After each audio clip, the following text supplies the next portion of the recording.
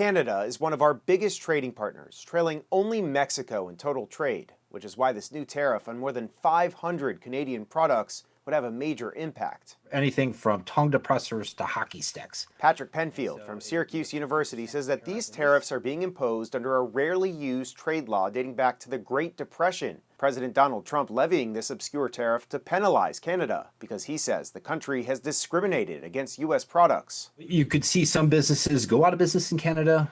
In the United States, you'll see higher prices on products that we used to get from Canada. Ahead of the deadline, officials from both countries scrambled for an off-ramp. President Trump and Canadian Prime Minister Mark Carney spoke on the phone on Monday, but were unable to reach a deal. Carney called the negotiations, quote, very intense and delicate. The U.S. market is critical for Canada, with over 70% of its exports heading here. According to the Office of the U.S. Trade Representative, Canada exported $383 billion of goods to the U.S. last year, with energy products, vehicles, and agricultural goods leading the way. The U.S.-Canada relationship has been strained ever since President Trump returned to office. He's often railed against the U.S. trade deficit with Canada. What I'd like to see, Canada become our 51st state. And he's enraged many Canadians with his calls for Canada to become the 51st state. That will never, ever happen. Many Canadians responding with boycotts of U.S. goods and a refusal to visit the U.S. I think here in New York, we've probably seen a 25 to 30% drop in tourism.